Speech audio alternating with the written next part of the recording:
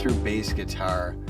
So on this song I have two bass tracks. I mic'd his amp, and then I also had the amp going direct into my interface, and I sent these both to their own bass bus.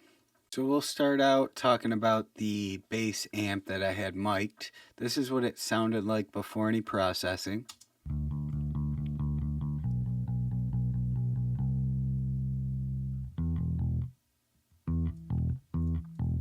So it already sounded really good. I didn't do much to it.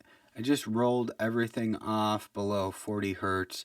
There's really not much information down here. I'll solo it out so you guys can hear.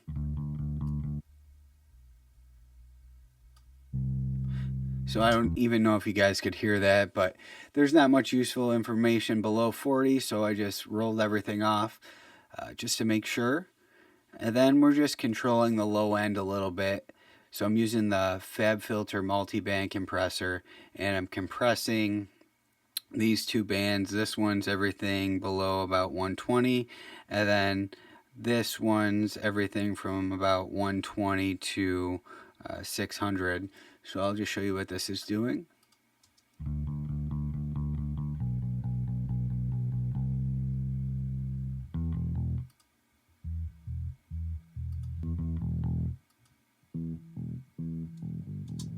So we're really just trying to control the low end here, but not much compression's being done. So I don't really dig in too deep on these bass tracks. I do most of my processing on the bass bus, but the direct sound, I'll show you guys what that sounded like before any processing.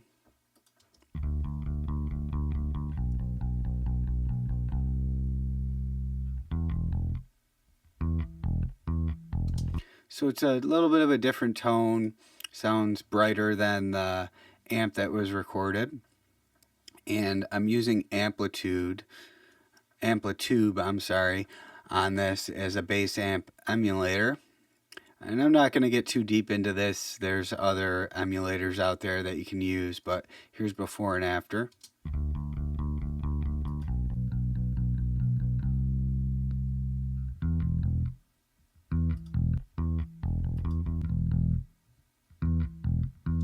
So it beefs it up a little bit. And then I'm also using the multi-band compressor on this, just like the amp that was mic'd, just to control the low end.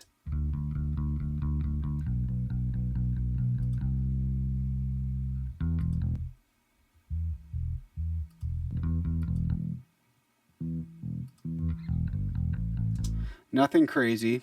So where we get to most of our processing is on the bass bus.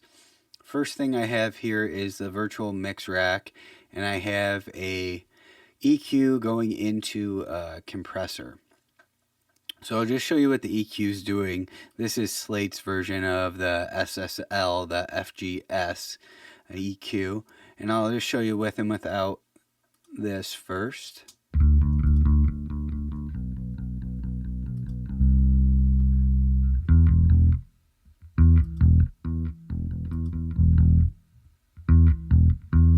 So I have this adding a good amount of low end and high end.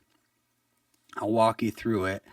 The first EQ move I have here is a boost around 1.2K, and this is really the sound of the finger or the pick hitting against a string. So I'll take this out and boost it in and out so you guys can hear what it's doing.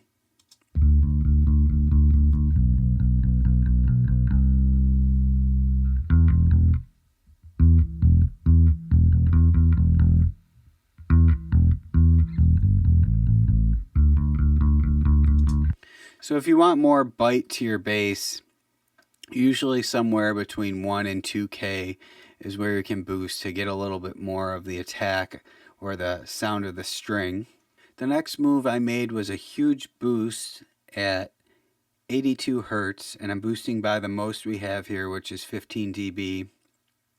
If my bass doesn't have enough low end, usually I'm boosting somewhere between 80 and 100.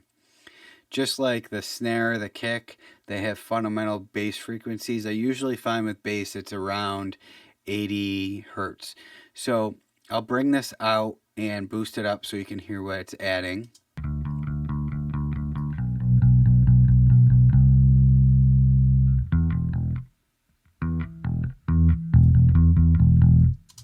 And usually the low end, I fiddle with it a lot during the mix because you really need to have everything in the mix done before you can decide on what the low end should be.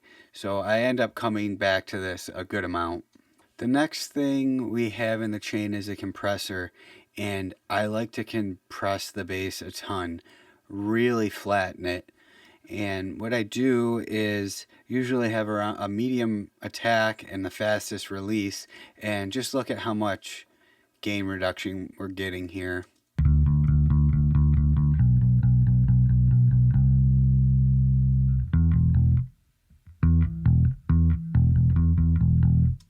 So we're compressing the hell out of this.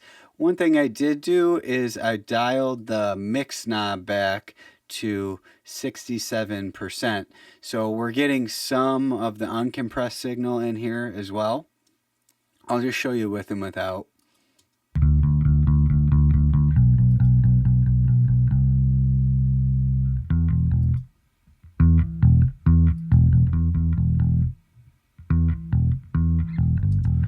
See how we're just really flattening the bass out? This is what you need to do to get a really controlled bass sound in your song. The next thing I'm adding is another compressor. So to control this bass even more, I'm compressing more. I'm using the CLA 76 from Waves. And same settings, I have the medium attack and the fastest release. And just check out how much gain reduction we're getting here.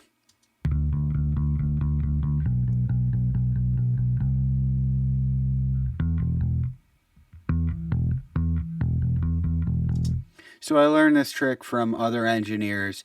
You put one compressor right after the other to really make sure that the signal is flattened out and completely controlled. We're then adding a multi-band compressor just to make sure that the low end is in check. So I'm compressing everything below 150 Hertz. I have a medium fast attack and a pretty fast release. And we're getting about 2 dBs of gain reduction, I'll show you.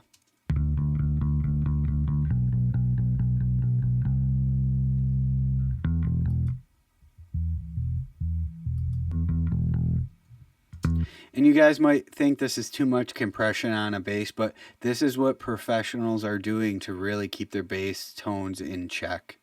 What I like to do next on my bass guitars is dirty up the signal. So I added some saturation with Decapitator. There's other plugins that do this. I usually start with one of their bass guitar presets and make some adjustments, either turn down or turn up the drive. So I'll show you what this is doing.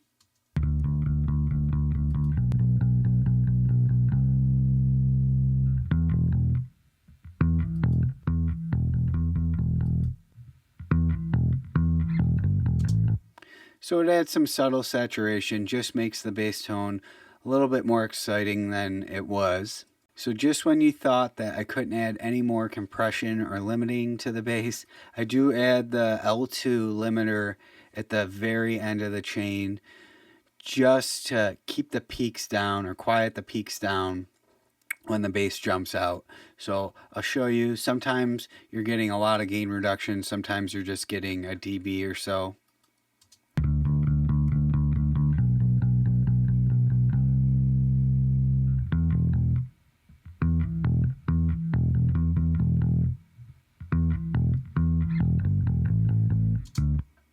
So I'm just going to show you real quick what the bass sounds like in the mix. I'm just going to mute the vocal bus real quick so you can just hear the instruments.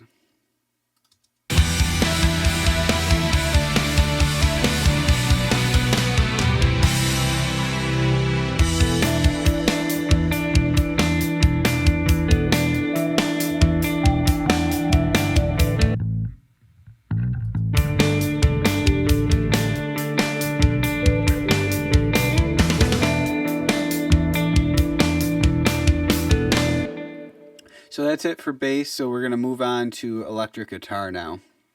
Guys, thanks for watching. Make sure to download your free Ultimate Home Studio Mix Guide. I made this for you guys so you could start getting your mixes sounding better. There's a lot of great information in there. And be sure to reach out if you have any questions or if you need any help with your mixes. Thanks.